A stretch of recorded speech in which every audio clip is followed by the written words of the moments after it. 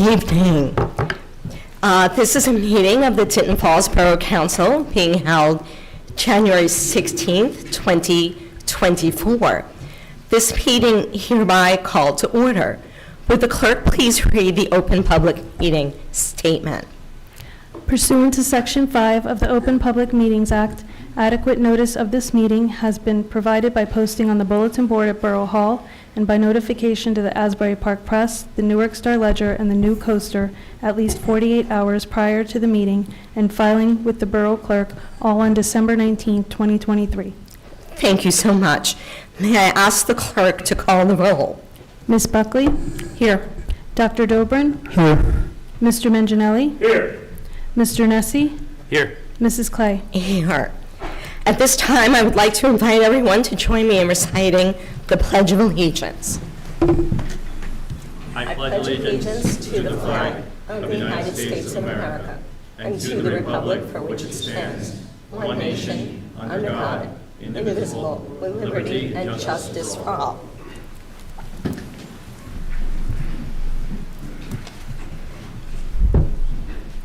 There are two sets of meeting minutes for approval.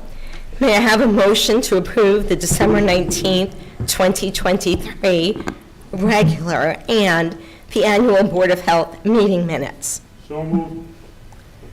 And may I have a second? Second. May I have a roll call, please? Ms. Buckley? Yes. Dr. Dobrin? Yes. Mr. Manginelli? Yes. Mr. Nessie? Abstain. Mrs. Clay? Yes.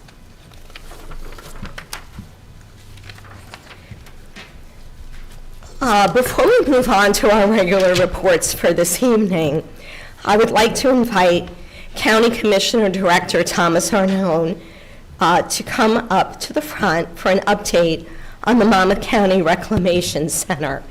I'm actually going to turn the meeting over to Director Arnone, and after the presentation, he will field questions as well. We have a mic if you'd like it. Thank you, and I want to thank the officials here in Tinton Falls for allowing me to be here and knowing that and constantly keeping in contact with me pretty regularly on this issue and many other issues. First of all, I want to wish everybody a Happy New Year here, and obviously we know why we're here today. And it's very unfortunate why we're here today, and it's not something that we take kindly, or lightly, I should say. And that's why we're here. And just to give a little history of where we were at, where we went, and where we are today, and where we will be in the future. Back in, and don't hold me to these dates, somewhere around 2018 or so, we had the issue of the landfill problem that we, the county, was controlling 100% with all of our staff, county employees. That was something that, and I say this and I joke around with my fellow commissioners. I have Commissioner Deputy Director Ross Citra and Nick DeRocco here with me tonight. You know, we kind of joke around when we first had it. We know how not to operate a landfill. We did it pretty well for a very long time there. And you know, I don't hide that some things government does well and some things government does not so well. And you know, it's just a sign, get out of the things that you don't do well. And so we needed help there, and we were having big issues.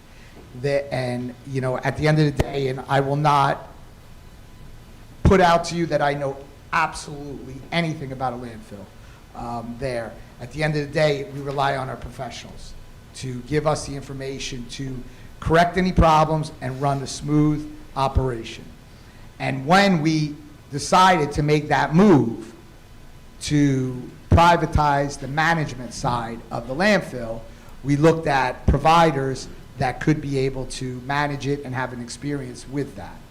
With that being said, from that period of time, and the reason we picked that, and it went through a process there, but the company that came in, which is Waste Management, which there's many representatives here today from, when we were having our difficult time, they came in and they assisted us in trying to remedy and make, you know, the quality of life there so that odor issue would diminish. And I have to say, from some of your neighbors, and I have the emails, it went well for a good period of time there. You know, not saying that was 100%. You would still always get some sort of, you know, remnants of an odor there. But at the end of the day, in the full-blown scheme, it was going in the right direction, something that we were comfortable with. It was moving forward there. And all of a sudden, that stopped. And during that period of time, let me take a step back, and I think it was, and I know Senator Vingo Pell's here too tonight, Vin and myself held a public meeting in Neptune. I think a long time ago that was. I don't even know what year that was. And I received numerous email addresses of residents, and to the amount of 1,000 email addresses that I had from Tinton Falls residents, and probably some other surrounding areas too, Little in Wall, Little in Neptune there. And every Friday, I sent an email out to every resident with an update. So as much as I know there was a problem, and we were trying to correct the problem, I thought we did, I would not personally stick my head in the sand there, and we will continue to move forward. And I won't accept anything but that. I know a lot of you don't know me that well. These gentlemen do. My county officials do. My administration do. I don't, you know, I'm not, no disrespect to the attorneys or anything like that. I'm not one of them.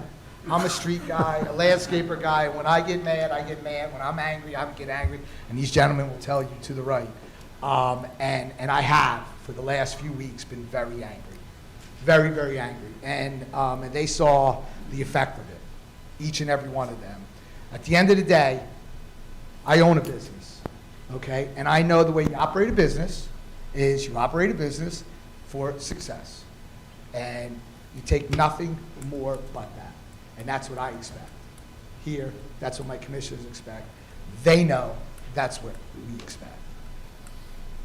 With the good side of that, or the positive side of that, is they prove that it can be done there, and that odor can be diminished to that level.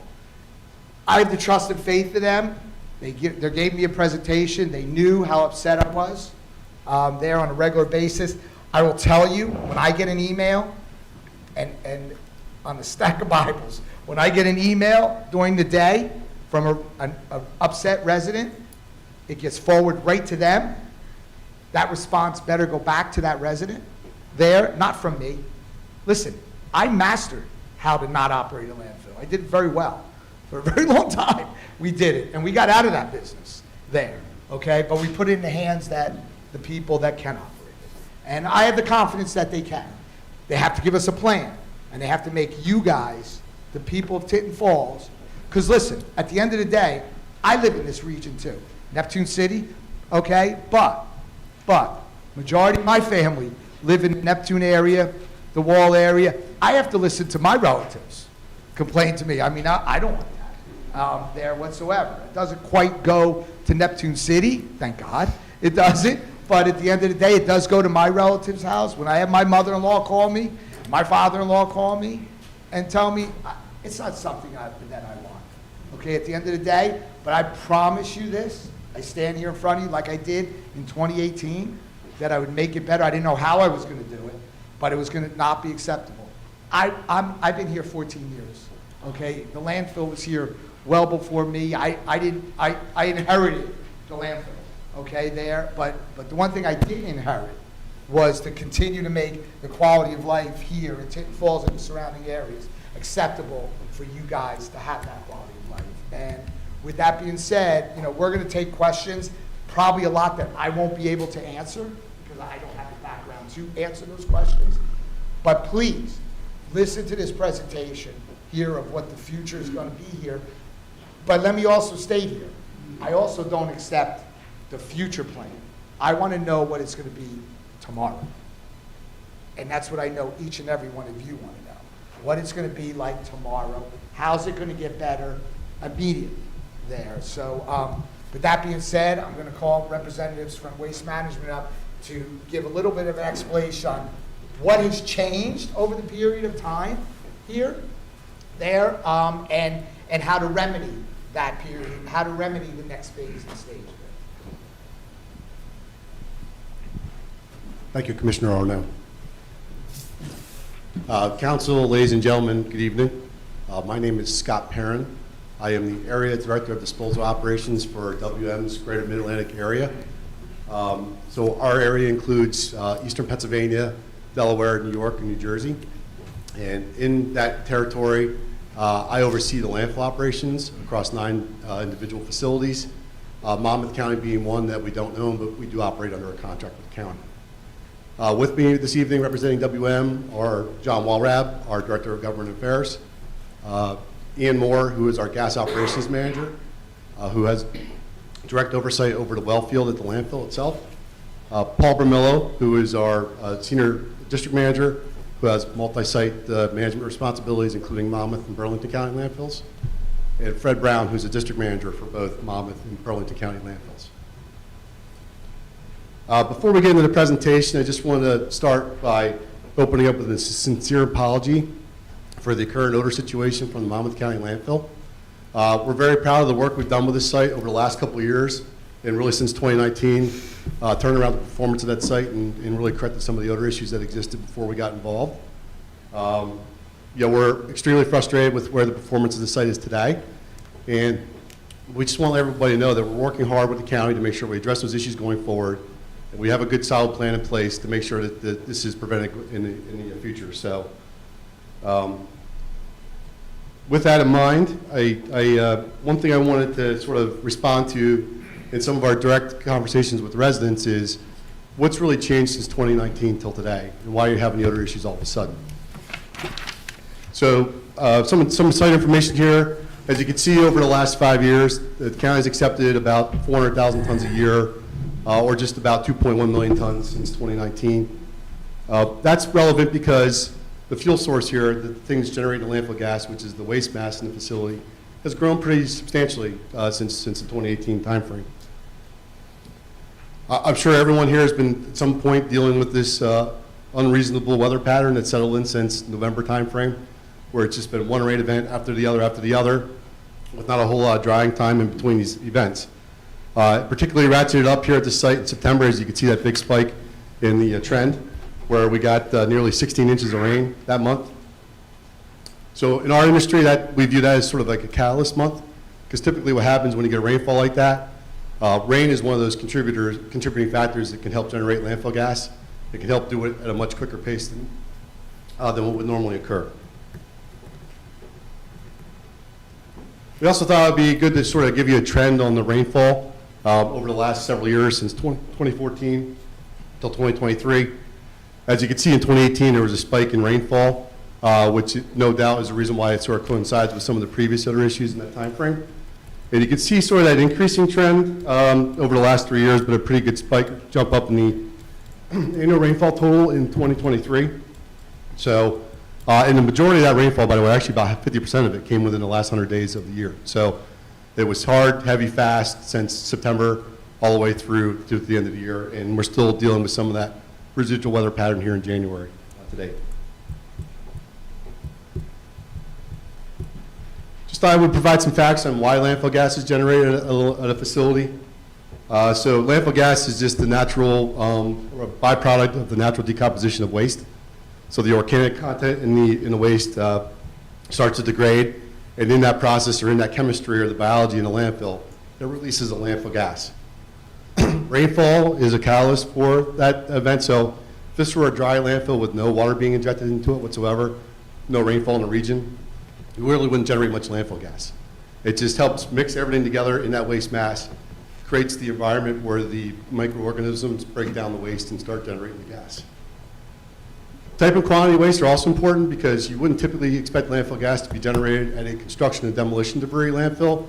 So if you're tearing down your home, renovating your kitchen, those types of waste, that block, brick, concrete, wood, really don't break down and generate a gas. But municipal solid waste, the residential waste that's collected at the curb and comes to Monmouth, certainly does. It's got a lot of food waste in it, a lot of organic material in it that would break down and start generating gas. Under normal conditions, which we would expect to see at Monmouth, which is about 47 inches of rainfall, and and the kind of volume and the annual tonnage, we would expect to see gas generation start in this waste in 12 to 18 months. So usually once it's placed, comes across the scale, put in place, 12 to 18 months would pass by before the waste itself started generating gas, and we'd have to have active gas collection on it to be able to process it through the on-site flare at the facility. We have a pretty robust gas collection system at the site. It is one of the things that we really focused on in 2018 when we got involved with the facility. We came in and installed a bunch of vertical and horizontal gas wells to pull the gas out of the landfill itself. We also installed a whole new network of headers and laterals around that site so that we could actively collect the gas or pull more gas out of the waste mass. And then we actually also installed, I think, a new flower. Actually, I'm sorry, we rebuilt a flare and a blower system so that we could process more volume of the gas through the flare. And the equipment was updated and operating and consistently available to the site. So why now? Again, the regional weather pattern has created a lot of challenges for us operationally to be able to address some of these issues. We've had some contractor delays just from the rain and the continual wet conditions, so it's made it very difficult to get operators out on side slopes of the landfill, hard to get materials in place, hard to do excavation work when you're getting 2 and 3 inch rain events, and they're only a handful of days apart from each other. As you can see, the increased rainfall, it just increases the gas production overall from all the in-place waste. So all the waste that's already been there for the years before 2018, 2019 really starts to generating more gas as more rainfall moves through it. But more importantly, the in-place waste, so that waste coming in across the scale today, is now generating gas in 4 to 6 months, not 12 to 18 months. So one of the things we're working on here is an accelerated gas collection system expansion so that we can capture that gas from waste that's not been in place very long at all as a result of this rainfall. The wet conditions are definitely impacting our ability to do site maintenance repairs and place more cover across that facility. So the other thing you see here is that, and we have a couple pictures to show the audience. With the heavy rains, we've seen a lot of erosion in the intermediate cover or the cover on the side slopes of the site. So that starts out being 12 inches, but after 2 or 3 of these rain events, it may be something like 8 to 10 inches. But a lot of the fines end up washing out of that cover soil under heavy rain conditions. And when that happens, it sort of allows more gas to escape or water to infiltrate, and it just becomes a tough situation to manage and repair.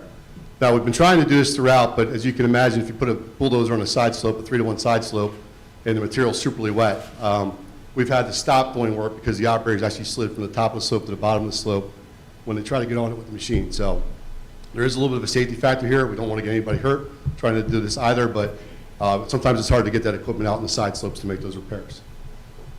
As I said earlier, about 50% of the rainfall from last year came in that last 100-day period of the year.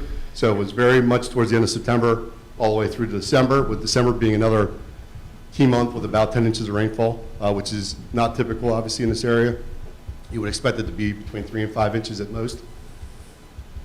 I already mentioned about the waste and then the amount of open areas. So as we're filling this site and the additional volumes coming in, we're constructing side slopes. The amount of actual open acres of the site's grown with the volume growth.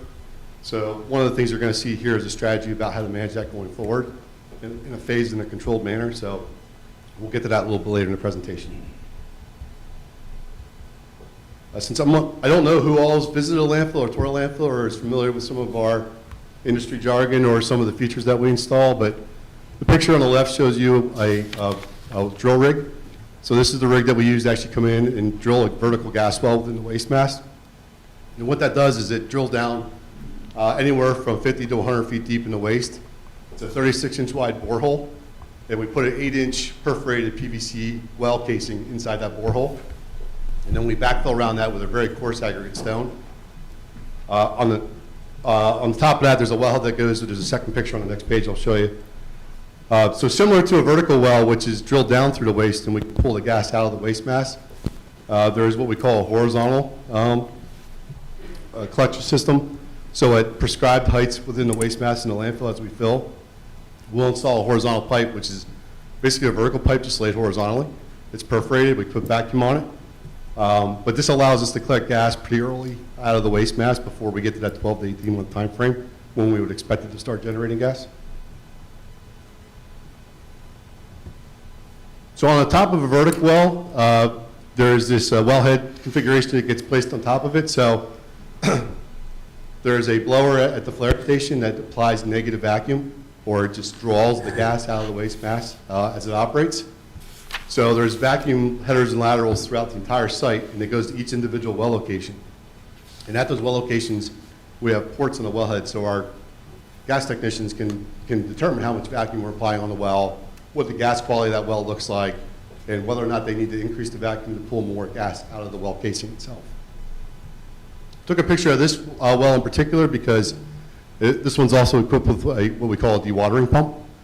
So a lot of times with a lot of the rain and the infiltration, water can back up in these gas wells, and that inhibits the well's ability to extract the landfill gas. So we actually install a pump in that well and draw that liquid up through so we can bring that water table down in the well casing, allow gas to get into it easier, and we can extract it quicker and more efficiently.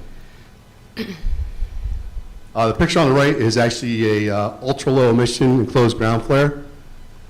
This one was a file photo from one of our other sites. It's not from Monmouth, but it does represent the same type of flare that they have at the site. So basically the blower puts a negative vacuum, draws the gas out of the waste mass, and then it pushes it to the burner tips in the flare stack itself. And that gas is combusted and destructed within the flare. And that's how we control the landfill gas. Here's another couple examples of a wellhead and a horizontal loop. This is one that we're actually actively installing at the site as of probably about 2 or 3 weeks ago. One thing we did here is that because that new waste is really generating gas pretty early on, is we decided to develop a cross sort of horizontal loop around select vertical gas wells where we could use the vacuum line from the well, tie it into the cross, and really control any gas that's escaping at the surface, or an emission at the surface, as we would call it. We've been working on this project for about 3 weeks. Most of the work should be wrapping up in about a week and a half to 2 weeks from today's meeting. Commissioner Arnone just mentioned about maybe a long-range plan and how we can address some of the issues going forward.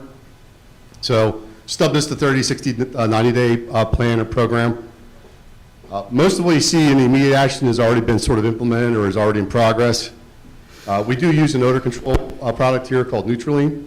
So one of the things we did a couple weeks ago was deployed more of the units itself that can miss the odor control, particularly around those areas where we were having trouble or challenges with increased odors.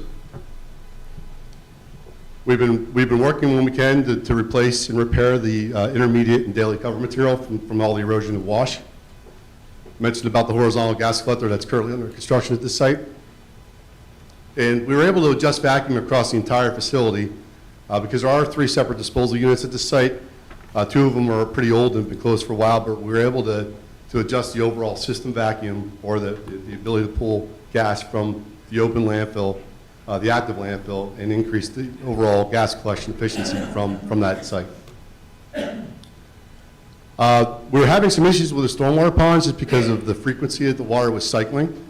And oddly enough, I mean, we had a quasi-drought for 2 months during the summer, so some of that was a result of it just being dry and the water not really moving through the basin. So we did place aerators in those basins. They were an identified source of odor, but by churning that water and keeping it turning and moving, it prevents it from going stagnant and creating that sort of musky odor smell.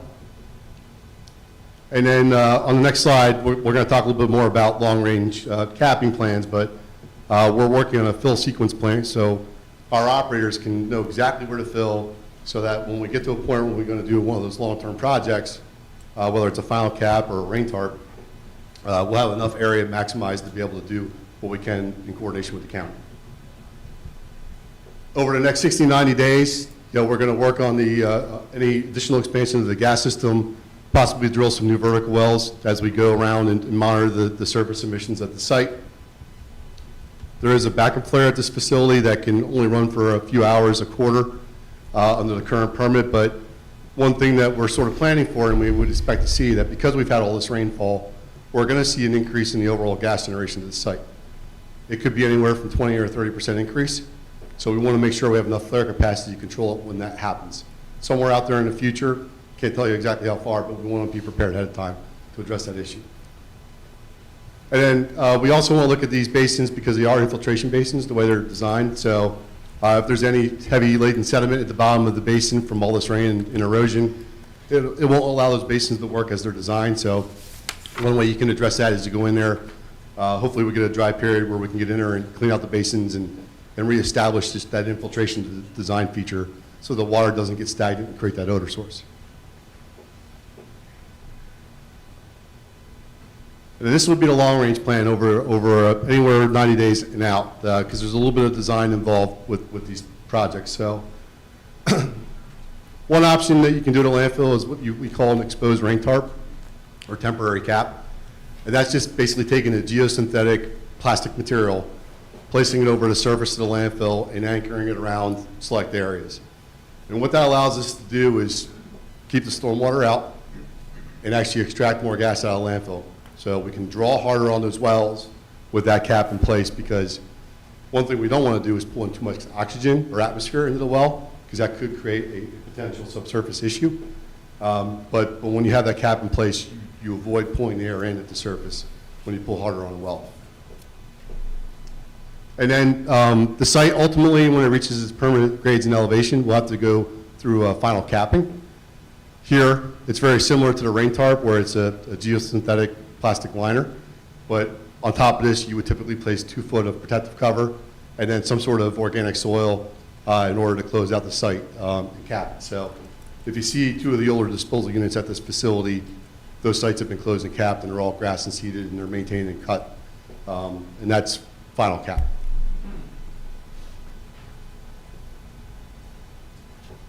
Might be a little hard to see it on the picture on the left, but you can see that side slope where those sort of rills and erosion occurred from all the heavy rain event, and that cover soil, the 12-inch cover material, started to wash away. The picture on the right is a dozer actually trying to recollect all that material that washed at the bottom of the landfill, push it back up slope, and reestablish that 12-inch of cover material.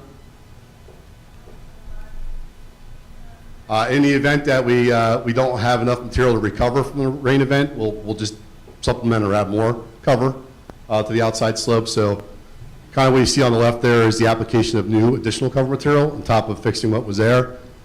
And then to the right, you actually see the dozer and the excavator working collaboratively to try to cast some of that wet material back up the slope, because on that day in particular, it was so wet that the dozer couldn't do it itself. It just would sit there and spin or slide down the slope. So the crew worked together to try to get more material back up the slope, staged, ready to place it when it dried out.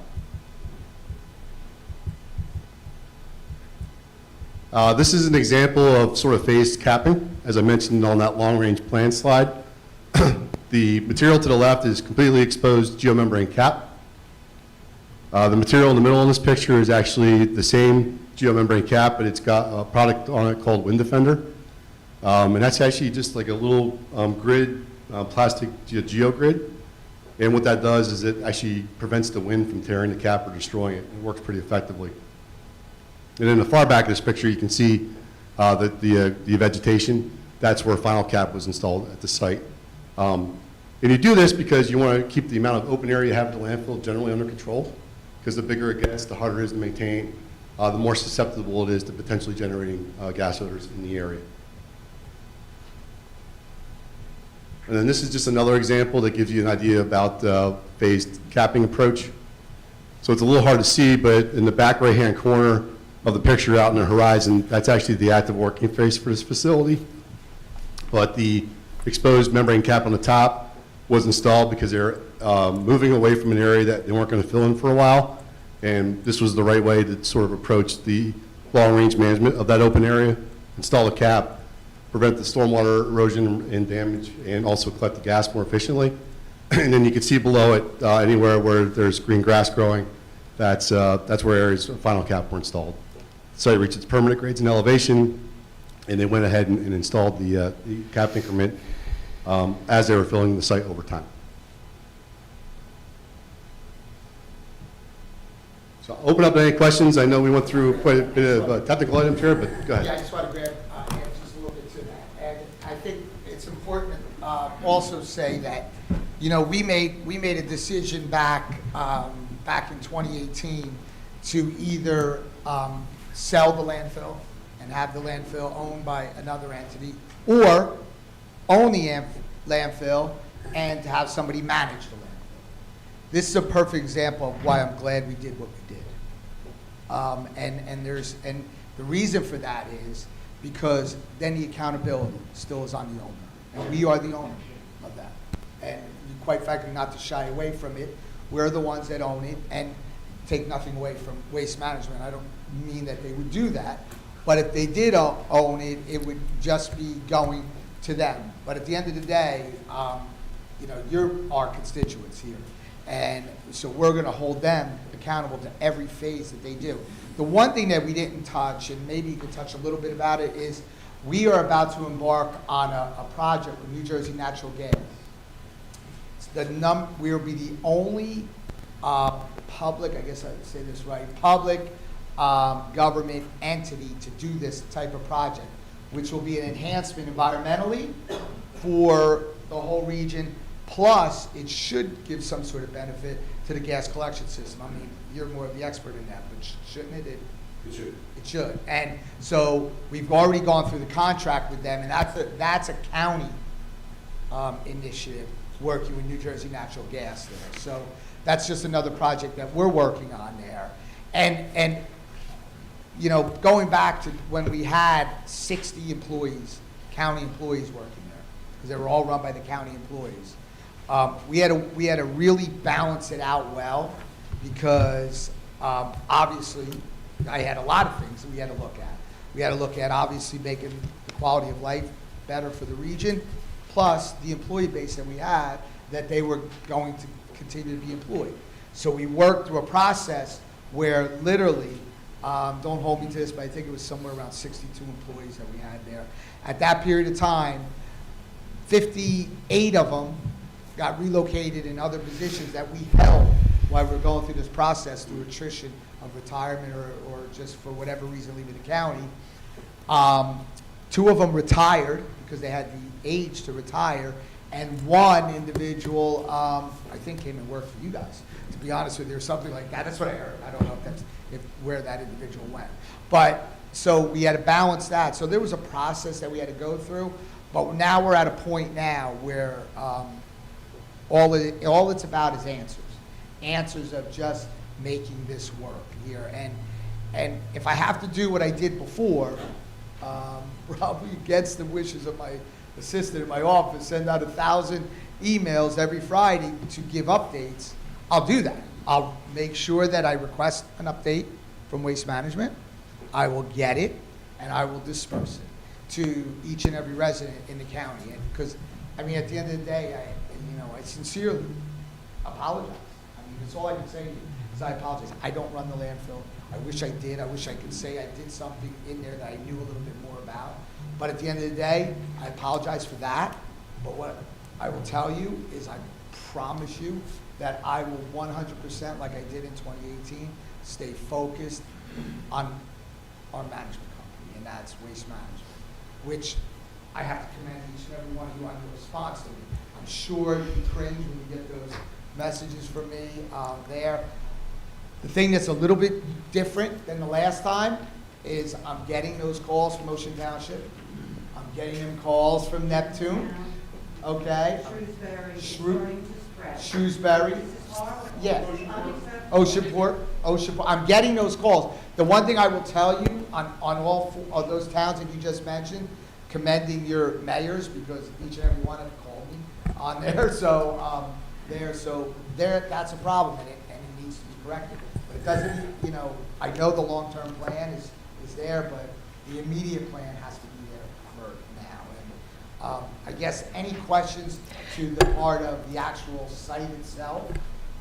Excuse me, Commissioner, if I may. Sure. I would just like to take a moment to mention and introduce, we have Rochelle Wormley here this evening. She's the Director of the Division of Air Enforcement for the DEP, and I wanted everybody to know that she is here. And in addition, we have our Assembly members, Peter Paul and Donlin, and also Senator Vin Gopal. And Margie Donlin. Yes, I said Donlin. Yes. And also, when you ask a question, if you could please come to the podium and you'll state your name and address for the record. And try to limit it to 3 minutes so that everybody has a chance to talk. Thank you. I'm going to give you this because I have to believe you're going to be able to answer some of these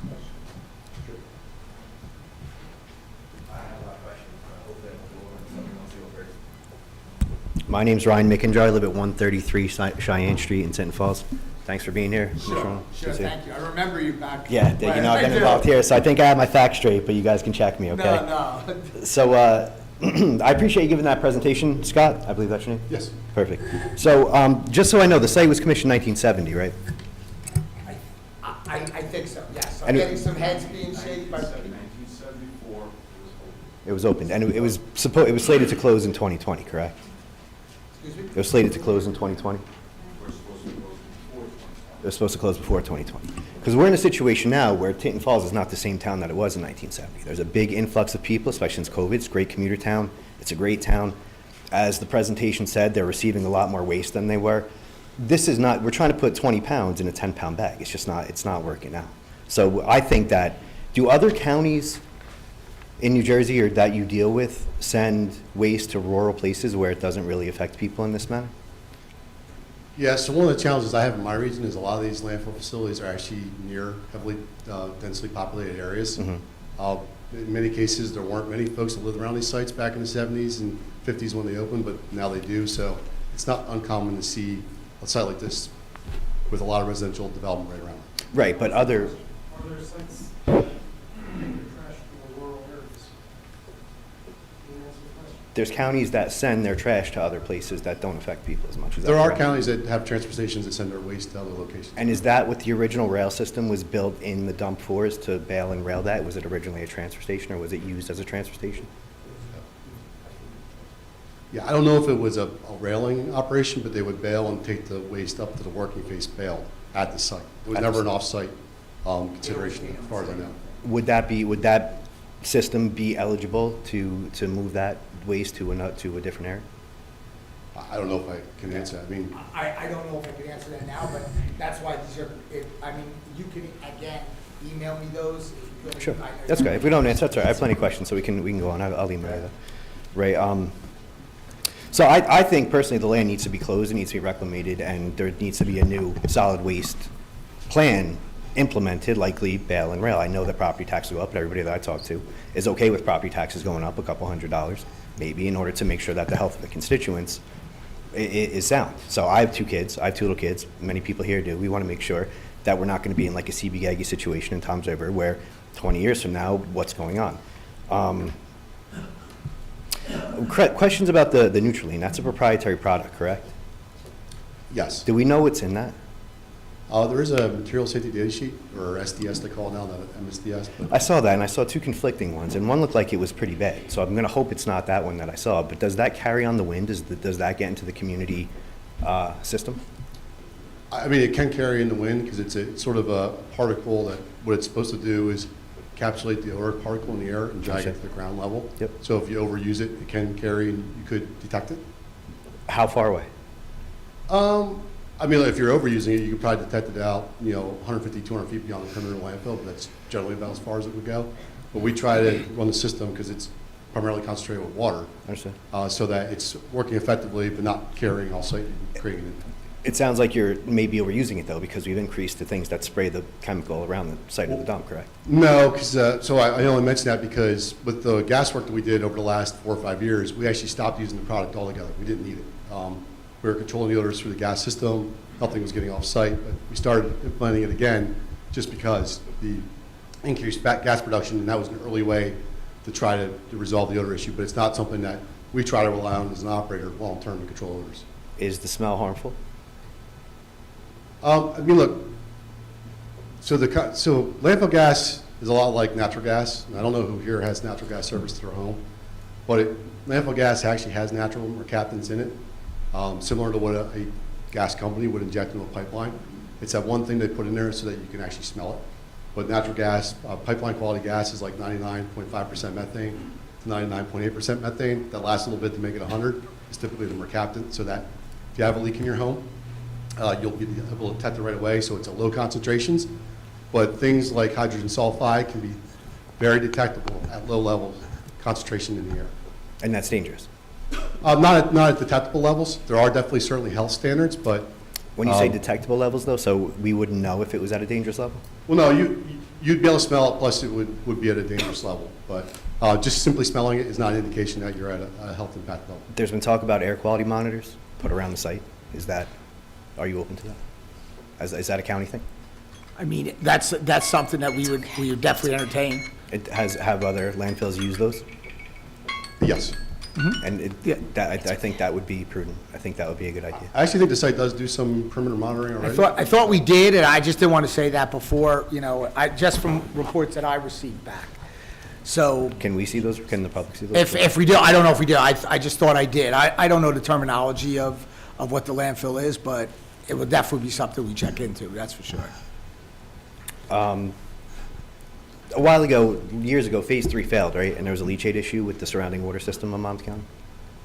That was the problem, right?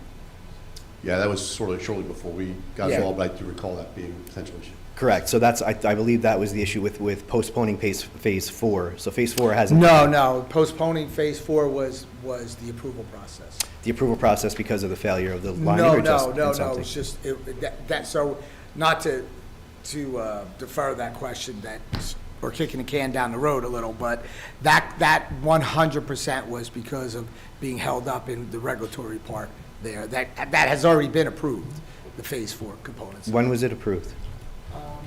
Middle of the year last year, I Jeff, think? I think it was the middle of the year. July, August timeframe of So how 2023. how long does that extend the life of the dump to? I couldn't answer that. Jeff? So this, I didn't know that, because I didn't, well, I don't know, I guess we could talk about that, at a freeholders meeting, what have you. Can I maybe address that just real quick? Sure. Just to help, right? Because I had a feeling this was going to be something that comes up. So, again, taking into consideration that rainfall is a big catalyst for the creation of landfill gas. So, obviously, the 5-year trend here is pretty concerning, right? Because we had 2 big years where we well exceeded the average annual rainfall. And, I'll admit, we got caught up and got behind a little bit with some of the gas system installation work because the rain came hard and fast at the very end of the year. It made it very challenging for us to try to recover and get it under control.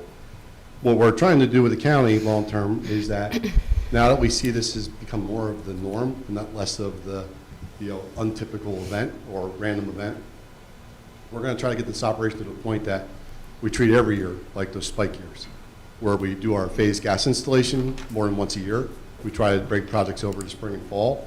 We try to keep the open area controlled so that there's not this big open site with no capping in place to help control odors. So there are ways to manage around that, and we do that pretty effectively at other sites who have homes that are comparably short distance away from the landfill itself. So it can be done, and it's something that's part of the long-range plan with the county and the phase. I think that's great, and I think that you can do that, but I personally, is it possible to adopt a new solid waste plan for the county? Are you open to that idea? Yeah, I mean, that goes to the Solid Waste Advisory Board. That Right, but doesn't come to ultimately, you're us. in control of that. You're in control Oh, of. no, implementing a plan for that, no. right? We're not in control of that. So they make, so it goes to SWAT, When and then I they make a appoint a plan? board, I'm not in control of the board. I appoint the board members there, but I don't interfere with that there. And I So- don't ever want to be accused of that because It's not an accusation, yeah. but you're the person that implements or signs off on the plan for the solid waste plan after it comes to the board? From the professionals that are on the board, And the board is the Solid Waste Action Committee, is that right? advisory board. Advisory board, and that's a Tinton Falls thing, or is that a No, county thing? it's a county thing. And do they have open meetings as well? Yep. Okay, and where can we find that? I think they're on the website. I'm sorry to interrupt, there hasn't been a meeting since January 2021. I've been. Yeah, no, I know that. And the meeting was canceled. Well, first of all, it's not my meeting, so it's not my It's a meeting. county meeting, Okay. right? No, it's a Solid Advisory Waste Committee meeting. So that's what it is. I mean, I'm not, listen, I'm going to be fair and be honest with you guys, but the same thing, I'm not going to listen to stuff that's not accurate. I'm going to correct it if it's not. But there was, the SWAC did not own the county waste management plan. SWAC may influence it, but the waste management plan. No, it's hot, but it's recommended from the SWAC individuals, and I think we have one of the SWAC Do you- individuals here do you have right to now follow that the- lives in Tinton Falls. Do you have to follow those Am I recommendations? correct? Thank Right. you. Hey, what's up, Larry? Yes. So, do you have to follow those recommendations? Or is it up to you to adopt what you think is best? No, for I the don't have to county? take that recommendation. So I also- absolutely don't have to. Right, I mean, exactly. but to be honest with you, and Yeah. I'm not in that world of business, and I don't think none of my commissioners are there, so obviously, that's why you put people that are in that field on that board that kind of had a little bit of knowledge and know-how of So how it operates. So you would or would not be open to signing, to looking at a new solid waste I plan? would have to talk to them. I really am not, it's kind of early stages for me to think about. You're I just mean, we've throwing had it out. 6 years, so it's not exactly early. I mean, this has No. been an issue for a No, while, you know? No. so- So you and I spoke about this the last time. Yeah. Okay? And we did everything that I told you that I was going to do at that point in time. And you and I spoke to each other after that, and we know it is. This is a problem right here, right now. My immediate thing is we have to fix this problem that's current right now. I mean- That's our ultimate goal. Yeah, exactly. If there was a new solid waste plan, we can cap it and we can move on, and we don't have to worry about the potential health implications for our constituents.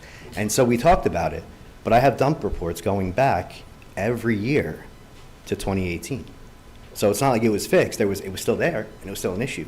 And I have the dump reports with me, and it's every year. It got less, but they were still there. And I appreciate your effort, and I appreciate your attention. This is great, honestly, I really do. And No, I know. We spoke and I- numerous yes. times. And I think that you're genuine, and I think that you really want to resolve this problem. But I More also than you think, might think. to get it off your plate, to get it off everybody else's plate, we close the land, we reclimate it, we adopt a new solid waste plan for the county, and we move on with it. So it's out of your hair, it's out of my hair, and we can all move on, and we can all go to the beach and hang out. Thank you.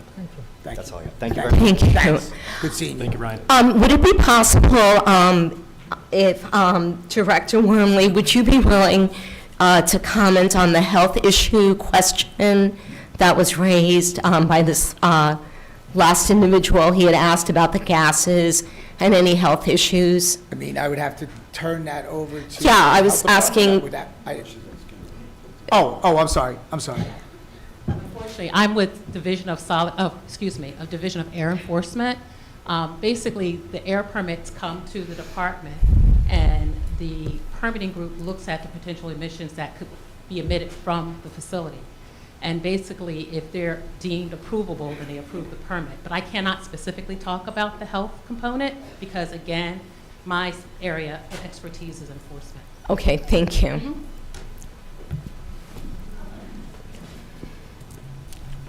To the podium. Good, come on up. Come on up.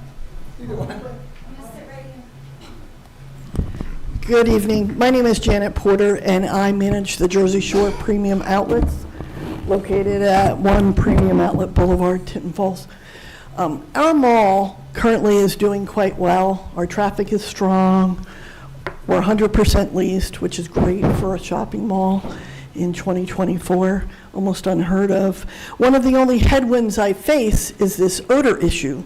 I get questioned frequently by people, not only at our mall, but when I'm out and about in town or locally, why my mall smells so bad.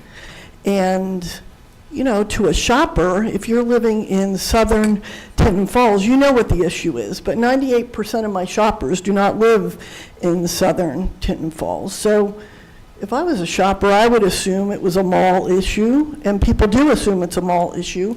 And at the end of the day, who cares whose problem it is? It affects my mall and my reputation, and I can't afford to have folks shop elsewhere. New Jersey, as many of you may know, has more malls per square mile than any other state in the United States. People can go to a mall easily within a half an hour, and I can't afford to have them choose another mall versus my mall. And I fear that it will begin to affect us in terms of our traffic coming to the mall. I do appreciate everyone taking their time tonight and the time that you guys have spent since 2018, since the last time I think we all spoke about this. And I agree that everyone has good intentions. I wonder, or my question is, when is the management agreement between the county and Waste Management up? When does it expire? And when it's up for renegotiation, can we consider adding a clause with either a carrot or a stick? Can we incentivize whoever we partner with, whether it's Waste Management or someone else, to have an incentive to have fewer days where the odor exceeds to an unacceptable level? Or conversely, can we have a stick that penalizes them if we have the problems that we've had at least the second half of 2023?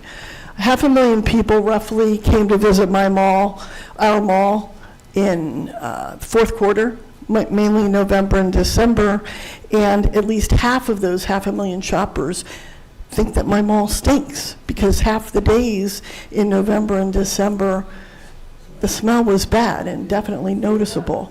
When I have tenant meetings, I have 125 tenants at the mall. When I have tenant meetings with the mall management folks, inevitably, one of the first things people want to talk about is, what am I doing about the smell? Because even my tenants don't realize it's not my sewer issue, it's not my plumbing issue, it's the town issue, but it's incumbent upon me to try to help solve the problem. So that carrot or stick idea, being in business, and I'm not a scientist, I didn't follow half of what the gentleman was sharing, but I'm skeptical. Is it going to work?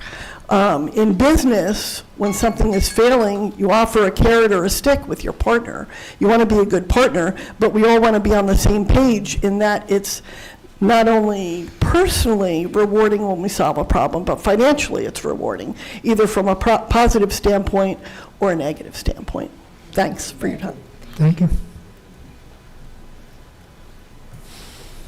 How you doing? My name's Gina Gerard. I live at 106 Frontier Way. So my guy, he was awesome, had a lot of really good points.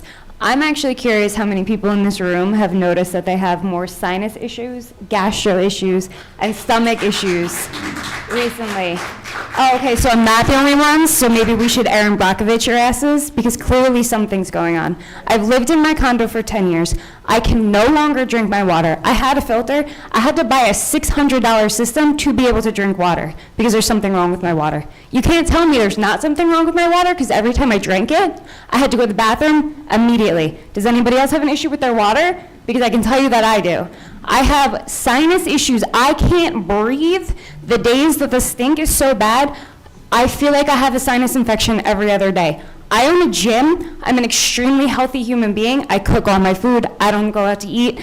I should not be having these issues. I've lived here for 10 years. They're just getting progressively worse. This smell is ridiculous. There's no way it's not hurting us. Absolutely no way it's not hurting us. The dump was supposed to close. There's no good reason that it's still open. And I appreciate this beautiful thing that you put together, but you know damn well none of us know what you said, and it does not matter, because we're not going to know if it's going to work. This is ridiculous. I'm tired. I can't open my windows. I have to walk my dog. I have to go outside all the time and smell this. I smell it in my car. I smell it in my business in Eatontown. I smell it in my house. It's disgusting. It's unacceptable. Something needs to be done. I call you guys probably know my name at the DP because I call you guys every other day. It's ridiculous. I call them like, hey, it's Gina again. You might as well know who I am. This is ridiculous. Absurd. Christmas? Insane. Disgusting. Christmas Day? Disgusting. Disgusting. Absolutely unacceptable. One of the days I was driving from Farmingdale and I was getting a headache trying to get home. A headache. Smelling the dump. That should not be happening. So don't tell me that it's not harming us. Don't try to pretend that there's no possible way it's not. So I don't care about your presentation. I do appreciate it, but I do not care. Something needs to be done. It needs to be closed.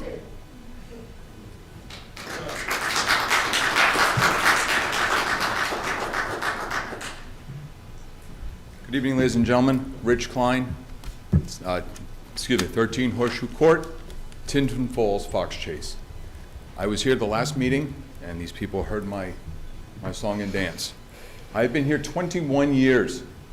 I bought my home in 2002. I knew that reclamation site existed. I knew that every once in a while you get a smell. That's fine. then it would go away. Now, we had problems before Waste Management took over. And I come to find out through my own little homework that our reclamation site needed a lot of updating and repairs. When those repairs were done, things got better. Last year, we go sideways again. Now we're in the situation that we're in. I can no longer enjoy my home. Okay? Okay? I am a mile and an eighth away from this. I sleep with my windows open because I like a cold house. I can't do it now. My house smells disgusting. And in reference to what this young lady was saying about not feeling well, yeah, there are days you can't. I no longer can have my family, and I no longer have my friends coming over to my home. I have a beautiful patio behind my house. I used it only a handful of times this year. My mother cannot come down anymore. My mother's 80 years old. She has a lung condition. When she's here, it gets worse for her. This is unacceptable, ladies and gentlemen. I'm telling you now, this has got to stop. And I do know through my own, again, investigations that I've done, when John Curley was a Monmouth County freeholder. He used to work with his brother. This reclamation site was supposed to be closed more than 10 years ago. It was to be capped, done, finished. It didn't happen. It's still open. I see the whale going up the side of the mountain. Nice. I see the dump truck, I see the garbage trucks, 8 or 9 out of a clip going up the side of the mountain. Why are they going up there? Did they just go up there to drop it? That's what they do? It's not what it used to be. It used to go in, it used to get baled, and then it used to get put on an 18-wheeler, and it used to get stacked in there to make a retaining wall. That don't happen no more. I know it doesn't happen anymore. And one of the things I did bring up the last time I was here, I have a family member that works in another state. He's the town supervisor. They have a landfill. The landfill goes, again, 8 to 10 hours a day. There is no smell up there. None. Okay? There is none. They have an air scrubber. It's constantly going. The leach fluid is pumped into the main sewer line and goes to the treatment plant to be properly processed. That was something that I was informed of in 2019. When the repairs were going to be made, the wastewater was going to be pumped into the main sewer line, shipped to the other side of Tinton Falls to be properly processed. You're right with your rainfall, you're absolutely correct. But there's a way to control it, because I had the same kind of conversation with my family member. I said, you get a lot of rain? He goes, yeah, we do. And I said, you guys got problems? He goes, no, we don't. He said, because every day it's getting pumped. It gets pumped every single day, and it gets shipped out. I also did a little homework recently just before this meeting. I went onto another website for another state. That other state has sewer treatment facility. 3.6 miles away, they have a reclamation site. There are no problems with the reclamation site. Their air scrub is constantly going. All the wastewater goes in there, gets treated, and shipped out. Granted, when you have a lot of rain, yeah, that's filtering through. But if it's filling up the tub, you got to move it. How are we not moving this? It's disgusting. You come down the Parkway. I come home. I go up north. I come down. Before I even get to 105, I'm like, holy, here we go again. This gets worse at night. This gets worse at night after 5 o'clock. It doesn't matter which way you're coming. Yeah, but I go up north and I come down south. Okay, I hit by 105 and there it is. I don't smell it sometimes during the day. After 5 o'clock, there it is. It's there in full force. Like clockwork, it's there. Okay? Oh, and it's 7 a.m., don't you worry. Oh, yeah. All day long. I like to walk. I enjoy my walks. I can't enjoy my walking anymore. And I'm a healthy person. Okay? For those who have health problems, like the gentleman that's sitting over there, that's sitting there with his oxygen on, I hope you're okay. But if you're living on the south side over here, that ain't happening for you. I've been to my own doctor for a physical recently. I told him about this. He goes, I'm aware of it. He goes, I have a couple other patients that are having lung issues. After having COVID, and this has affected their breathing capabilities. What's going on here? This is so out of control. I'd like to curb my tongue, but I'm a frustrated homeowner. I wanted to sell my house in '22. I wanted to really just say, I'm finished, I'm out. But no, I didn't, because the way things are right now isn't so good. Okay? But I've watched. I have taken the time. I've come down Shaft on my way home from work. Holy crow, here we go. Sometimes I pull in by Clayton during the day if I come home for lunch, and I park facing the hill. I watch the garbage trucks go up the side of the mountain. They're all lined up. I'm like, wait a minute. Why are they just going up the side of the mountain? To dump? Thought that this stuff's supposed to be dropped, cubed, and sent. Now it's not getting sent. And the other day I saw something which was interesting. It was an 18-wheeler, which was a tanker, driving on Shafter Road, went into the reclamation, and I saw it 2 hours later. I saw it going up the side of the mountain. What's it doing going up the side of a mountain? That's not where that stuff's supposed to go. That's a liquid, is it not? Where's it going up there? Well, it might be actually pumping out from a location up top, not discharging up top, so. Again, we don't know, because like I said, I see the truck come in, and then all of a sudden, 2 hours later, I see it going up the side of the mountain. Excuse What I can me. tell you though, on the leachate collection and management system and all that, I mean, this site's got a pretty robust leachate collection system.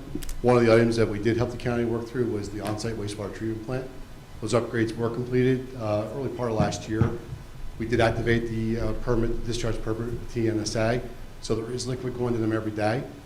There are permit requirements that don't allow you to keep the leachate on the liner system underneath the bottom of the landfill below the waste. So it has to cycle every day. You're not allowed to let that waste or that wastewater build up. So, so that is being processed and managed every day, and it's not getting built up to the point where it would necessarily inhibit issues with the gas collection system. Now, will rainwater filter through the waste and get into a vertical gas well and create issues with the collection? Yes. That's why we have those dewatering pumps, which I showed in that one picture, to be able to draw the liquid up so that the well can keep functioning as it was designed. This is what I'm saying. I'm coming here, like I say, I come here, I come in to do this, okay, because I'm watching my taxes go up every year, and I'm living with this. And your property value goes down. Oh, I won't get listen, what I could have gotten a year ago from my home, I would have gotten double from my home. Okay, Here on the north side, is it the same amount, same property? Okay, you go down to Ocean, you go on 35. Holy moly, here we go. okay. This is, Excuse me one second. Just 1 second. So, Scott, can you answer why Mr. Klein has this information from other towns where they've handled that situation and stopped the odors? Do you have the answer to that? I don't, because every site's run differently. I mean, the size of that site could be a main contributor. I mean, if it's a small site that's only doing 200-300 tons a day, they're much easier to manage, and they'll typically have issues like this. This is a pretty medium to large scale facility, just based on the annual volume from the area. So without some additional details about those other sites specifically, it's really hard to say what they might be doing differently. But we have comparable sites, like I said earlier, in community settings like this, where we're phasing our environmental controls to prevent the odor issues that we're going through right now, and that's one of the things we're working with the county to develop that plan and strategy. Well, maybe Mr. Klein can provide you with those individual places. I can try to And, do that for see- you. Specific site information or? Yes. I can work on doing that for you. The other thing is too, one of those sites, the site that I'm talking about, where my family member works, okay? The Mohegan Sun is 4 miles away. The Indian Reservation will not allow it to continue. This is one of the reasons why there are no issues up there. I visit up there. I go to the place. I go to his area and I go, I'll smell it. He goes, you won't. So there's something very wrong here. As I explained to these people last time, we had it when I first moved in here. I knew it existed. I knew it opened in 1974. I know what goes and comes. We started having issues. It got taken over by you guys. Great. And we were told that certain things had to be fixed, so on and so forth. Yep, that's great. It got fixed. Things started to really diminish. Well, like now in the last year, it's gone sideways. It's like you never touched it. Mr. Klein, excuse me, I would just like to ask you if you could finish, and Yeah, this sure. way we can allow others And that's to perfectly speak. fine. I came back because I work very hard. I work very hard for anybody. I do anything for you. I was asked to come back. I came back. Yes, You know we it's gonna appreciate distill it that. again, but I'm just saying, you got to do something, gentlemen, ladies and gentlemen, okay? Because you know what? You're going to get a mass exodus, and like at a certain point, I'll take a loss on my house. I'm out. okay? So, Thank you. My business card, a lot of information, so if you want to circle back, give me a ring, definitely keep in touch, so. Thank you, Mr. Klein. Thank you. Just maybe real quick, if you don't mind just addressing one other comment that was made there. So yeah, so the aerodynamics at night are definitely much different than they are during the day. And you will typically smell gas odors from a landfill if there's some challenges at night and early morning, because what happens is the air gets heavier. Again, because the air gets heavy, it keeps it low to the ground, and it makes it more detectable. One of the reasons why it's not as frequently detected during the day is that the sun comes up, it pulls that cooler air up with it, and it brings everything up, and doesn't allow it to settle at low-lying areas or ground level. So that's one of the reasons why it's a nighttime dynamic when a site like this one's having some issues. But again, when properly managed, and we'll get the issues fixed, you shouldn't have that discernible change between weather conditions, weather patterns. It's probably also one of the reasons why you detect it more frequently during heavy rain events, because the relative humidity goes up, the low ceiling comes in, and it prevents or actually captures the landfill gas that's emitting at the surface at and around the site. Well, we're working on repairs. So I guess to go back to that plan. So we're through most of the immediate action item plans that we had identified, including the expansion of the gas system. We're working with the county engineer to potentially install more vertical gas wells. That'll take maybe a little longer to coordinate because we have to find a contractor to come in and do that work. So maybe in the next 45 to 60 days.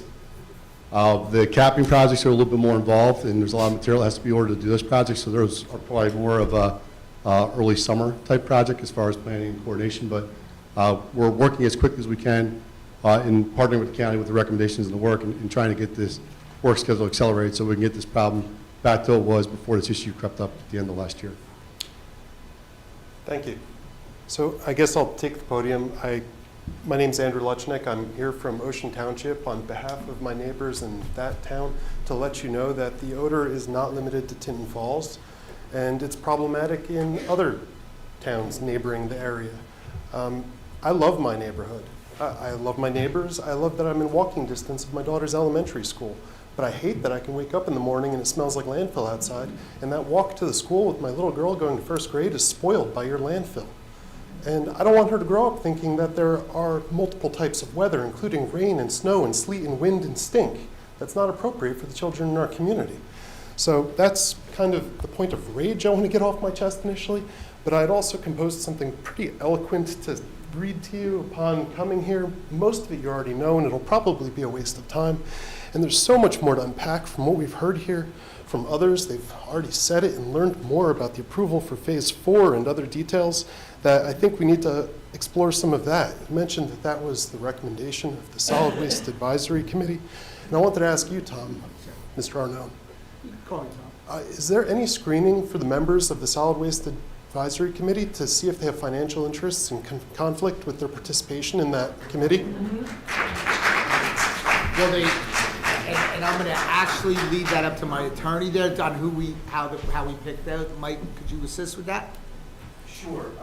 You can look it up. Look up the. And I'm Michael Fitzgerald, Service County Council, Monmouth County, and I too was. Could you speak in the microphone, please? I hope you're not sorry for that. Michael Fitzgerald, County Council, and I was also with some of you for the 2018 meeting. You can look online. The SWAC members are statutorily dictated to the county in terms of what their background has to be, including some folks from the industry. So that is something that's publicly available. You can certainly look that up and see that there are limitations on who can be put into that SWAC slot for the commissioners. Hope that addressed the question. I'm not sure I understood all of it. I'll review it in the video later. I also wanted to speak a little bit, or ask a little bit about the complaint process. I came here to find immediately upon arriving that there was an odor fact sheet that described the investigation and violation process, and that all complaints don't lead to violations. But my question is, how many complaints, DP, lead to actually completed investigations? There were 140 complaints in the 2023 calendar year. How many investigations were completed? That cannot be right. Thank you for the question. Can everybody hear me? Okay. Chris Merkel, I'm the county health officer. Thanks for the question. So our agency is the one that you guys reach out to. You contact Warren DEP, and then we get the call either night, morning. We get a lot at night. So thank you for those who are calling. We want to know if you're getting odor complaints. I have our environmental health coordinator that can talk specifically to your question about the amount of complaints we have. Sir, ask for a number. How many investigations were completed? Yeah, so Nelson.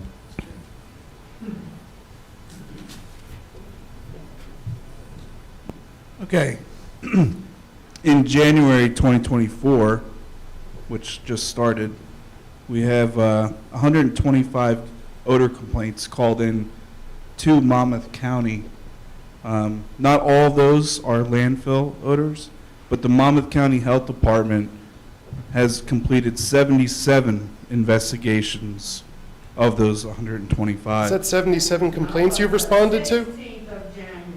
Excuse me, That is ma'am. 77 complaints that the Monmouth County Health Department has received from citizens, from the DEP, that we have investigated. I think it's more likely that you failed to initiate the investigation because the investigator arrived at the resident's home and couldn't smell it, and it was closed at that point with no further investigation. No 360 investigation, no site visit to the landfill.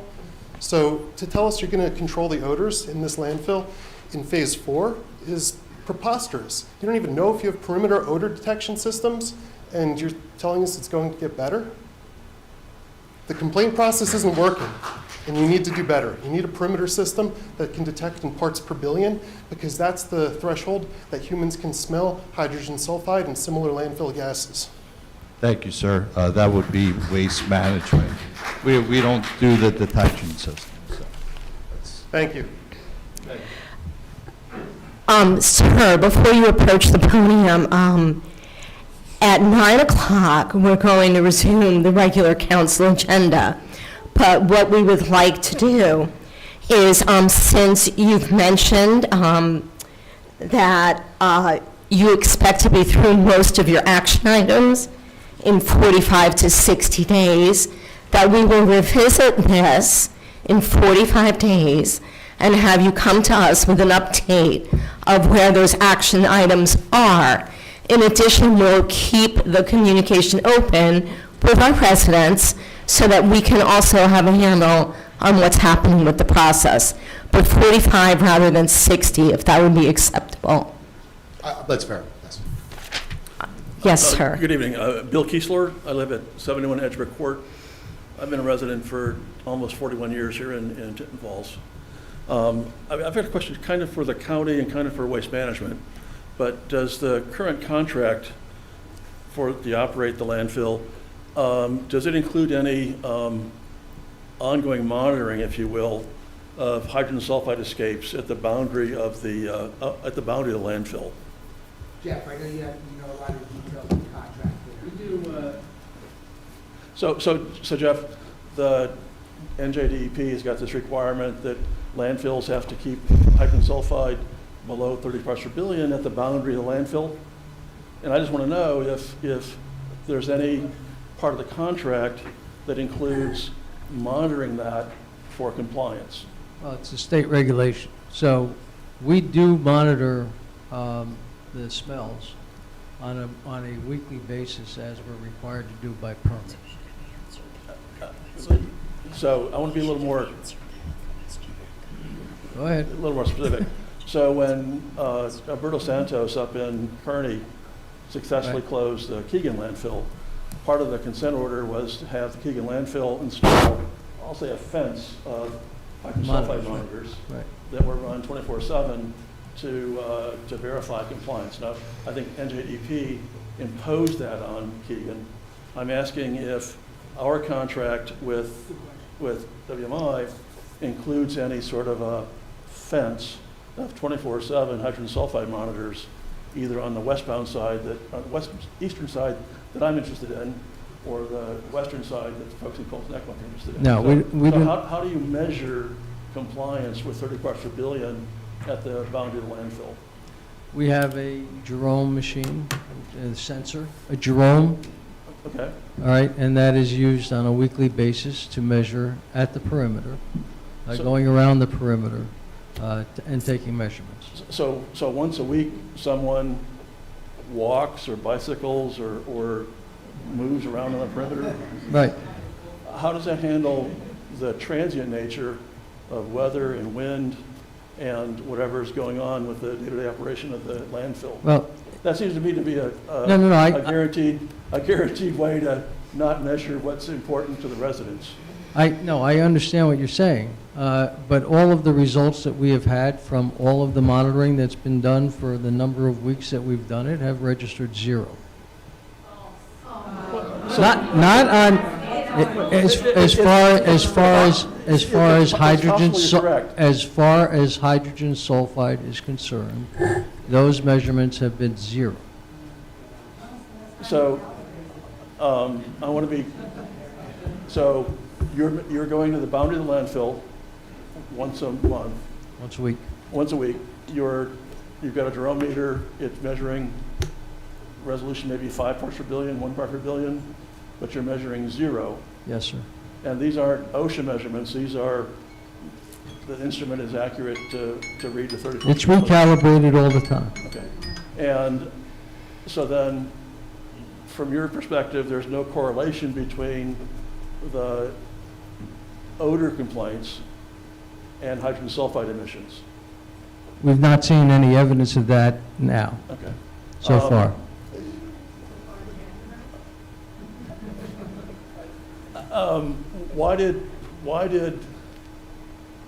Why did Santos insist that Keegan install a fence of 24/7 hydrogen sulfide monitors? I have no idea. No, you know why. Well, You know why. well, They wanted to know that there was no hydrogen sulfide emissions. right. And the Keegan landfill was full of construction materials, And that's right. and this Gypsum and landfill is water- not. Gypsum and water, good recipe for hydrogen Right. sulfide emissions. I Right. understand. And we don't have that problem. So it's the position of WMI and the county that there's no hydrogen sulfide problem at the landfill. By the results that I'm getting back from them. And I see your point. wait, so I've, Did I not say that? in 30 years, I've been here 40 years working engineering. I'm not a licensed engineer in the state of New Jersey, but I've got advanced degrees in engineering from what I would think is one of the best colleges in the country. I think your measurement protocol would not stand a peer review at any of the engineering companies I've ever worked with. Thank you. And I would request that in a future contract with WI, you include a monitoring protocol that's robust and one that is acceptable, if you will, from the mayors of the towns that border the landfill. Or an amendment to the current. And part of my experience has been, it's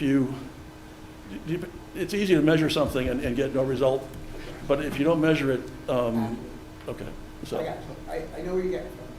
I do want to add one thing to the conversation, because obviously, as a large company with many employees out in these tough environmental conditions, we're very focused on safety. So our gas technicians, the folks that actually measure and adjust the vacuum to the wells and the well field, in many instances, they're working in very remote locations of the site, and there may not be anybody else around them working. So if they pass out, fall, get injured, we actually require those gas technicians to wear what's called a black line lone worker meter. And what that does is it signifies us via mobile data if an employee passes out or falls and doesn't respond to the alert. And if they don't respond, we go out to locate them based on their GPS location. What's integrated in that black line lone worker GPS unit is what they call a 4-gas meter. So we're actually monitoring for 4 separate gas conditions in the atmosphere, hydrogen sulfide being one of them. And we do that because if an employee passes out, we don't want to send rescue workers in under a bad air environment where hydrogen sulfide gas or methane gas may be high. So it's a good early indication of why that employee may be passed out. But I would tell you that those alarms don't monitor, or they don't alarm due to hydrogen sulfide conditions. So, My exposure to this is basic college chemistry. The LD50 for hydrogen sulfide is far, far, far, far, far larger concentration than 30 parts per billion. So the OSHA standards for hydrogen sulfide are very different than the 30 parts per billion required at the boundary edge. And the half part per billion that we detect isn't an OSHA problem, you can smell it. And so my pushback is that your safety monitoring for hydrogen sulfide will record 0 for 30 parts per billion, I believe. It also won't detect what your nose detects, if you will. correct, it would not detect levels So, that low. It would, if it got to a health level threshold that's preset in the system, then yes, it would alarm the gas tech so they get out of the area, immediate area, make sure that they don't get overcome or overwhelmed by gas. And I'll let someone else talk. Thank you. Thank you. Thank you. Thank you, Bill.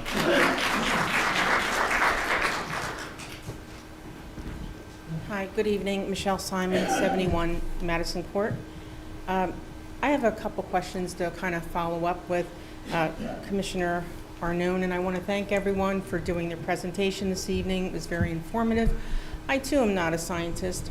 My focus is really going to be on communication, and I've spoken to Commissioner Arnone on a number of occasions over the past several years, since 2017, and even Leo Lomangino, going to the Solid Waste Advisory Committee, and I appreciate all your help and information you've shared with me. So to get to my point, it's about communication. You say that you may have to write 1,000 emails every Friday. Well, the problem is there's a lack of communication. We're all here, we're all frustrated, we're all online, and we're not able to communicate. So my first question is, why is the county in breach of the host agreement? Someone had asked earlier what was the term of the current host agreement, and it was from January 1st, 2010 to December 31st, 2017. Now, we had these meetings and we discussed, oh, okay, you're getting a tax benefit, et cetera, and one of the questions, not only did I ask, but other people asked, why is the county in breach of the host agreement, specifically for the advisory committee portion of the agreement, right? There's supposed to be 3 members of the county and 3 members of the community that reside within the area of the landfill. I have come before this council. I've had conversations with Mr. Taranfinko. He assured me that the committee was going to be developed. I've spoken to several people. I've spoken to you. And you know what I get? Crickets. And you know what that tells me? It tells me, and this is my interpretation, is that you don't want the community to be a part of an advisory committee to get information. Let me stop you right there, okay? Because you and I have had disagreements for the one thing I will tell you is I will sit there and I will take fault for many things, but listen, you've come up with here and come with accuracy. First of all, we are in no breach of contract with Tinton Falls, okay? Tinton Falls, and we will work with Tinton Falls. I will not discredit my relationship with Tinton Falls by conveying the information to you there, but we are not in breach. But have you once filled out an application to go on to that committee? Do you think there's 600,000 people, okay, in Monmouth County? Well, right. That I could just randomly pick people out of there? If you want to go on that committee, you fill that application out tomorrow, you'll be on there on the 25th meeting. Okay, But I'll do that. But you know what? I've had that very conversation with you before. No, you haven't. Yes, No, I you have. Listen, Well, we can agree. Everybody here, I appreciate everything you did. There is no way, okay, there is no way that there's going to be any positive dialogue coming, and you know that, that's a personal thing. No, there's nothing Yes, personal and here. listen, There's- I've been, come on, you and I both Don't know. make insinuations, You know sir. that we both know. I'm Okay? here because I care about Tinton Falls, right? And I come here before the council, so don't disparage When me they and my call me- concerns. When they call me and they ask me to be here, okay, I could very easily shut, but I would never do that. Because as much as I take fault for it, not physically, because I'm not running the landfill, okay? Well- But when you're in my position, you have to take the responsibility. I understand Okay, that. so I understand that. your point, respectfully, right? There's supposed to be an advisory committee as a part of that host agreement. That has not happened. So, you've extended for me to fill out that application. I will be happy to fill out that application. Can you send me that Mike, application? Mike, can Or you tell take me care of that where I for can me? get it? Yes, and I will say, COVID had a fair amount to do with this. Okay, I'll accept that. And you I'll will get that accept it. application. I'll accept Some of the other folks were every Yeah. meeting for the year or so after the 2018. yes. And then unfortunately, you'll Yes. take COVID. Okay. I don't want to lay it to. But it wasn't, Yeah. you do have to admit, from that last time we did that, I haven't heard about, your. Mr. Manginelli? your request being, to be on that board, and I take fault for that. Okay, All right. but at the end Well, of we're the gonna day- work through it. At the end of the day, we'll work through that. You're Okay. gonna fill that All right. application out, Okay. and guess what? Great. Send you the keys. Okay. And then I have- Councilman Manginelli, do you mind if Councilman Manginelli says something? I have two other questions, too. Go ahead, sir.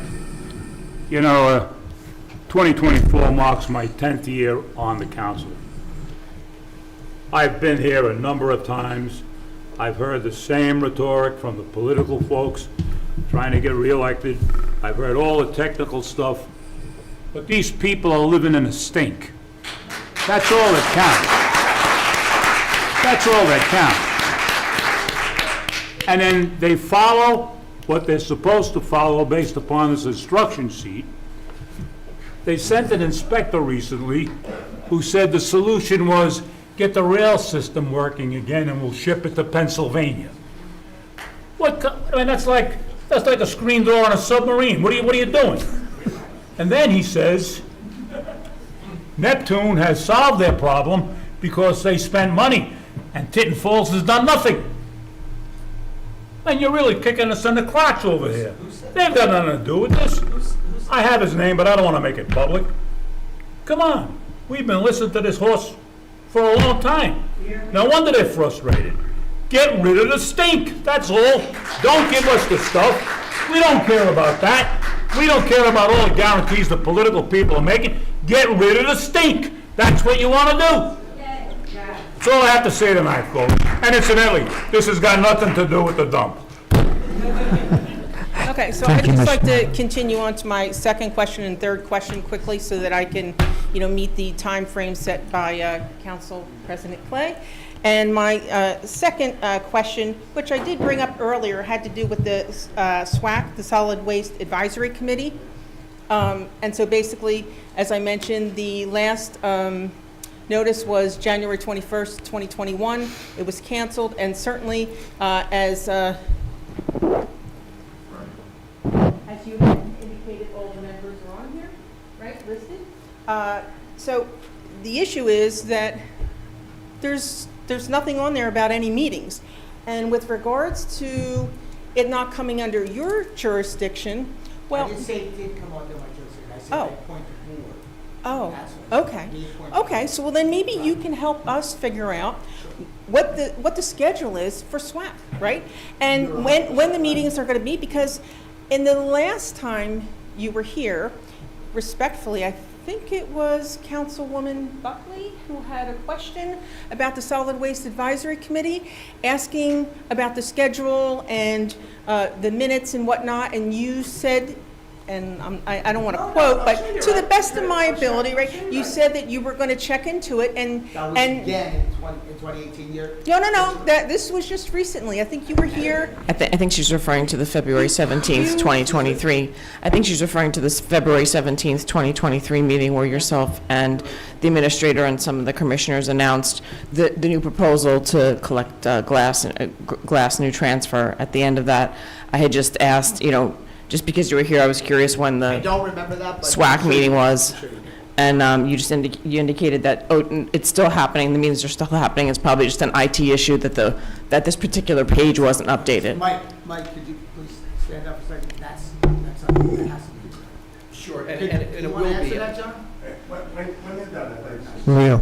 So not to steal any of John's thunder, I suspect that the part of the response is that the Solid Waste Advisory Council Committee rather meets when they have business to attend to, and candidly, that has there have not been applications before the SWAC board before of late, so that will be corrected at the director's attention.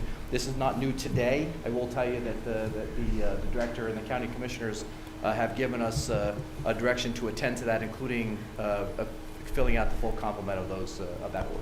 And thank you for that. But again, to the point of what the website says, the last meeting which was canceled was 2021. So I mean, I can ask Mr. Leo. Leo Romagino. When was the last? Mr. Romagino, do you want to go to the mic? And Thank you. And let me just finish this last part, right? Which again goes to Commissioner Arnone. And I have been kind of monitoring this because I did ask you back in, I think it was November of 2017.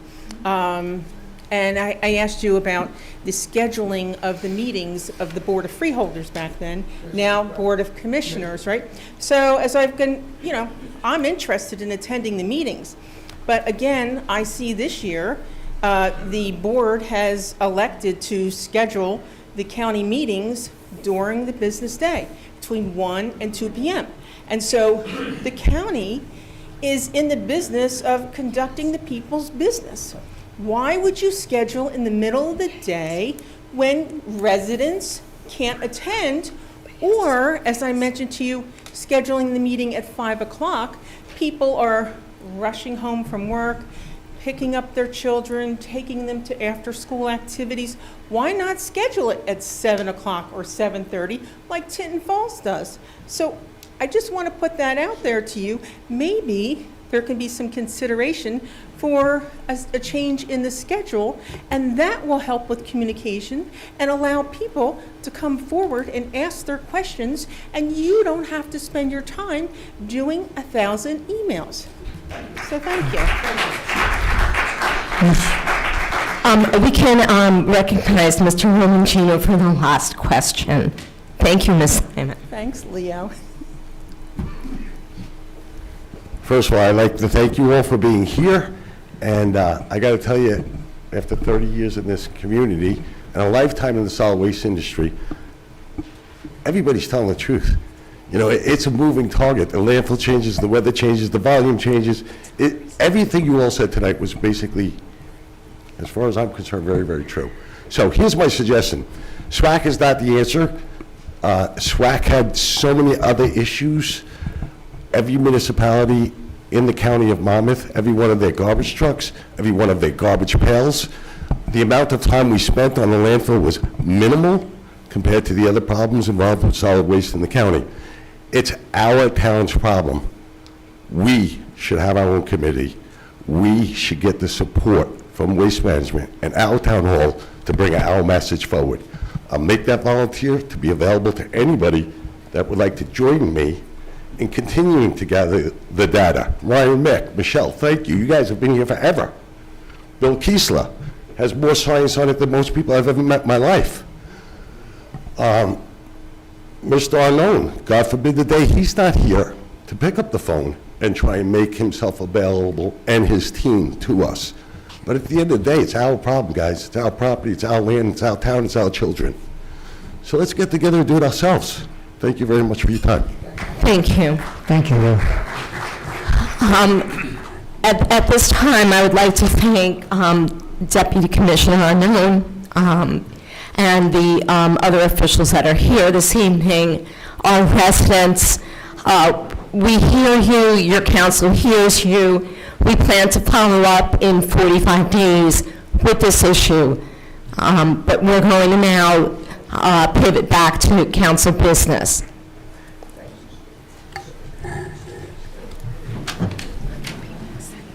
Thank you, everyone. Thank you. Thank you. Thank you. Thank you, Tom. Get rid of this thing, guys. I know. I know. But needed today. Thank you. Yeah, let's just calculate it now. Thank you. Thank you, Tom. Thanks. What? Yeah. Yeah. Thanks. Thanks. Thank you.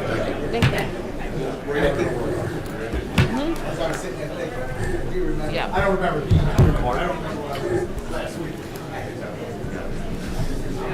Thank you. Thank you. 45 days. All right. Good to see you. Thank you. Take care. Thanks for coming. Thank you. I'm not Do you a have politician. one of Never Gina's wanted to. address? Could you give it to Michelle? And I like Tom, too.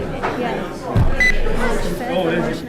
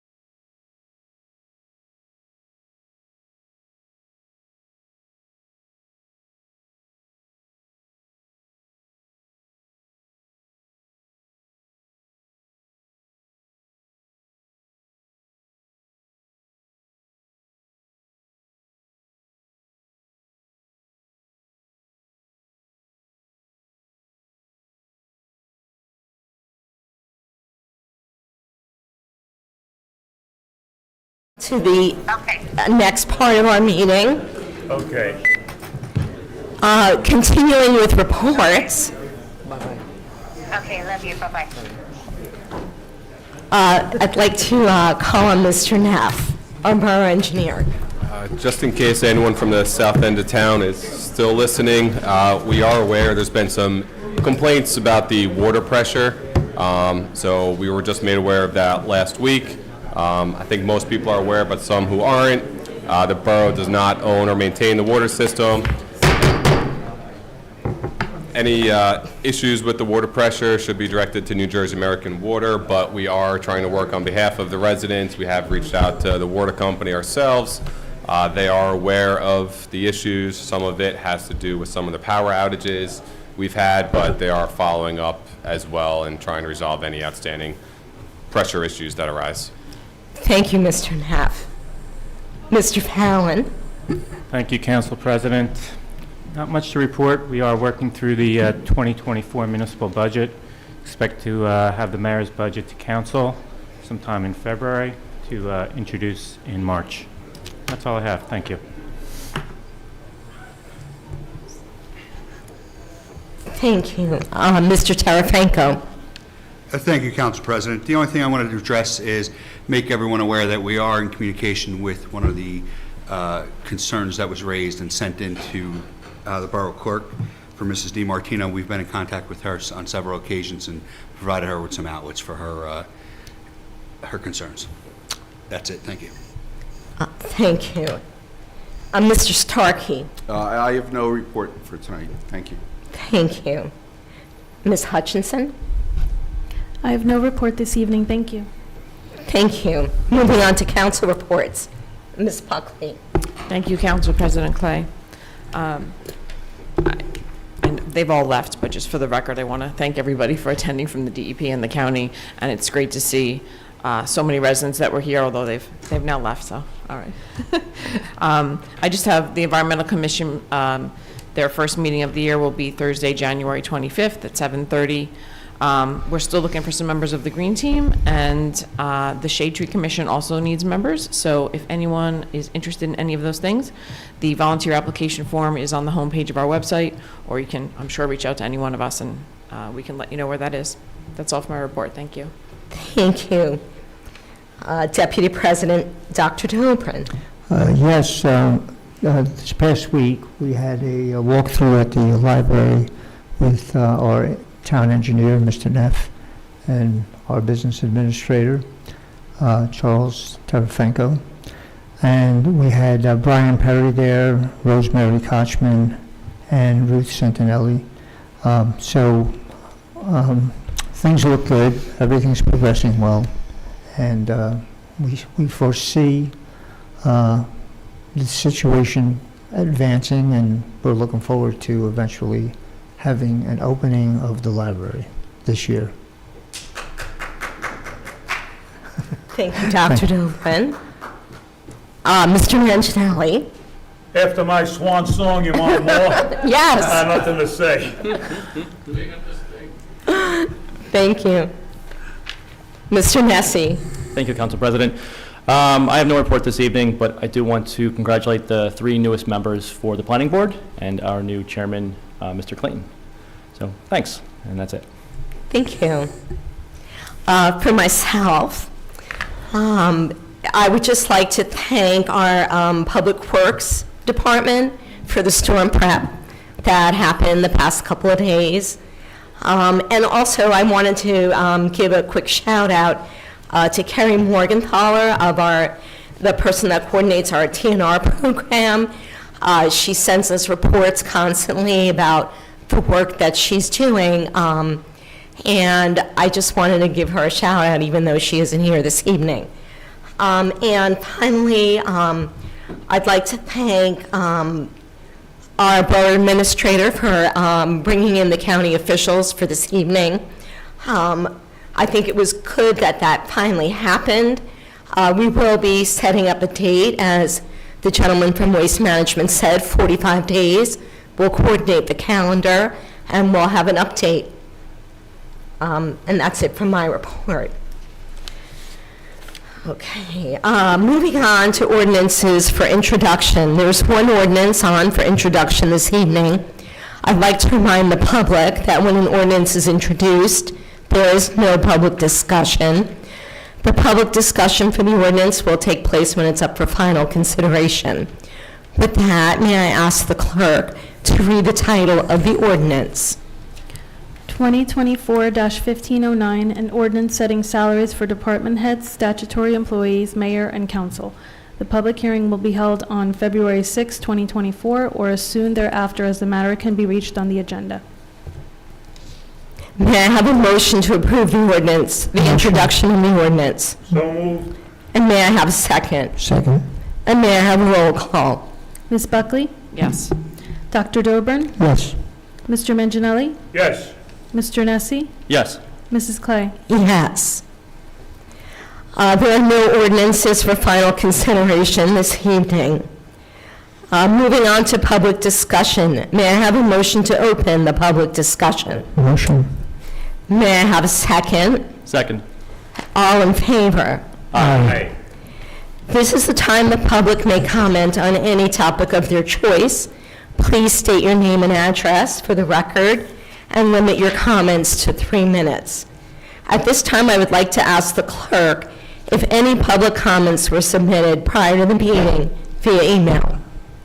There was one email submitted, and as Mr. Terafenko explained, it has been addressed, but it was from Susan DiMartino, and basically the 2 questions were she'd like to have the no cap on rent increases in Tinton Falls addressed, and also her constant water pressure issue. Thank you. Thank you.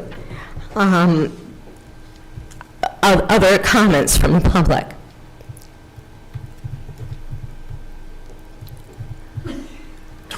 Okay. Why is everybody looking at you? Okay, well, seeing none, hearing no further comments, may I have a motion to close the public discussion? Motion.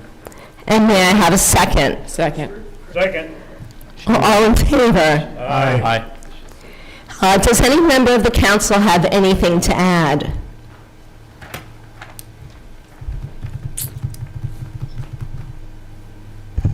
I think it's prudent if you just let everybody know the presentation we saw tonight is going to be posted tomorrow.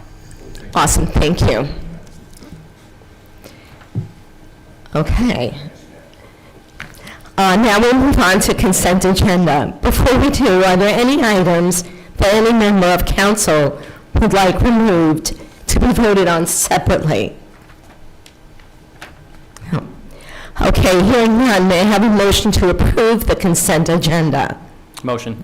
Second. Thank you. May I have a roll call? Ms. Buckley? Yes.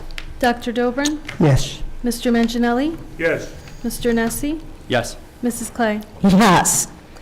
This concludes today's business. May I have a